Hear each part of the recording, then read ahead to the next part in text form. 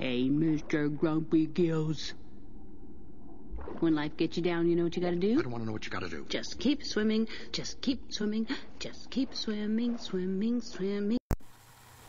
I'm here to help you to learn how to swim butterfly. To some people, this is the hardest stroke to learn. Many people may know this as the stroke that Michael Phelps swims, which is true. He is very good at the stroke. Now I'm here to help you learn it. First thing is first, that we need to go to a pool, and you need to have a lot of patience. In butterfly, there are 5 major parts to the stroke. When you first try to learn butterfly, the first step is your initial pull. This is where your hands should be placed when you begin to start your pull. Notice that your hands are in front of you and that they are slightly inward, about a 45-degree angle to better help you for your stroke. The next step in butterfly is the most important part of the whole entire process. This is the actual pull for the underwater. During this, you should have your arms your arm and your forearm at a 90-degree angle, a little bit less than that, so then you can achieve your maximum torque. For some people, if they are having difficulties with this, the best thing to do is forearm strength, because the whole entire thing for all your strokes is forearms is where the majority of your fast swimming comes from. The third step in your butterfly is called the underwater finish. This is the part where you finish underwater and you're about to come over over the water. During this, you want to actually flick your hands out of the water so it's easier to turn them around and lay them back into position number 1. The next step is actually combining number 4 and 5. These go together because it's the kick and follow through.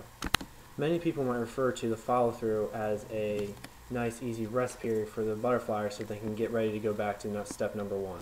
In this step, I consider it the most easy part, which is basically you bring your hands forward, keeping your arms straight, and then you go right back to position number 1, which is right in front of your head.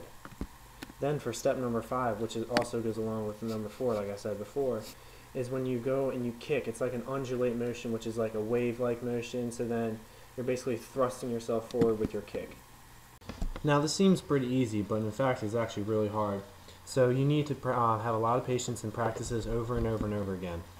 The easiest thing to do is actually practice this step by 1, 2, 3, 4, and 5.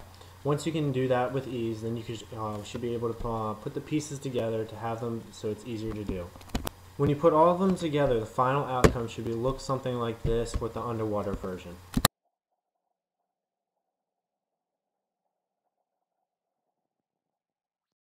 Now that you've seen the underwater version of it, here is the over top or the above water version of it.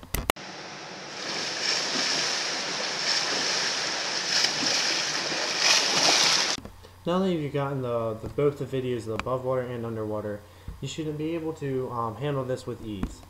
I hope that you have enjoyed this video, and I hope that you can learn from this, and hope that you can be able to swim very well.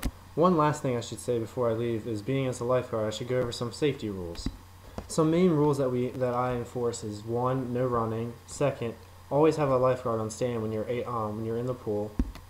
And please know your boundaries for when you're going to swim, because I don't want anybody to overpush themselves and have a lifeguard come in and save them. Thank you again for coming and watching my video, and I hope that you are able to swim as well as anybody else.